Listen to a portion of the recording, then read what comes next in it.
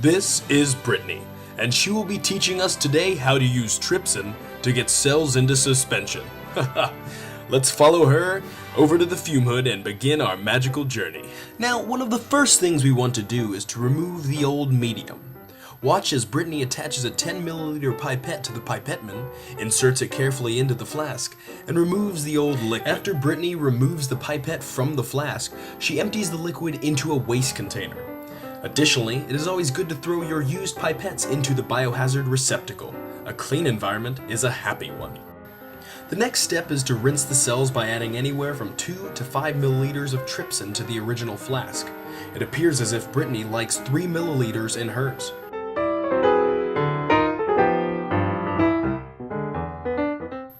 After disposing of her pipette, Brittany lightly swirls the flask to rinse all of the cells with the trypsin.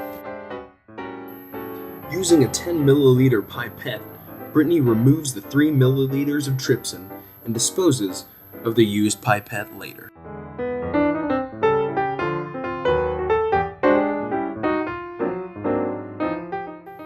In order to remove the viable cells from the original flask and transfer them to the donor flask, the cells must be trypsinized.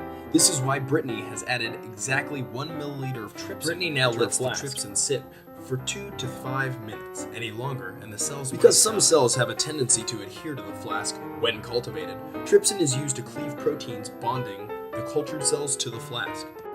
Lightly tapping the flask and checking under the microscope for detachment is good technique. Thanks, Brittany, for everything. Super duper. It's 5:30, and Jeremy is already 30 minutes late to class. This is a perfect example of what not to do when using trypsin to suspend cells. Jeremy has already begun trypsinizing his cells, but instead of using 2 to 5 milliliters of the trypsin, he's clearly using 9 or 10 to add to his flask. Someone wasn't listening to Dr. Kennedy whenever he was teaching us how to trypsinize.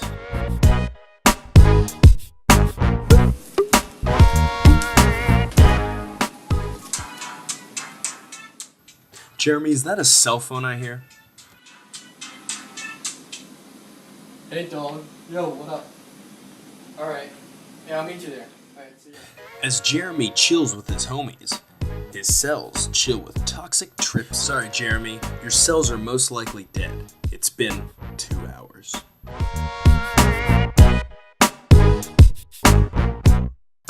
Alright, Jeremy, let's see what's in the flask. Oh, well, you probably shouldn't have put the cap on the desk, and now he takes out a pen and he's just jamming it right in there. Oh, well, I guess we're just gonna lightly kick the flask around on the ground. Maybe that'll break up the cells. Alright, Jeremy, thanks for showing us exactly what not to do when trypsinizing.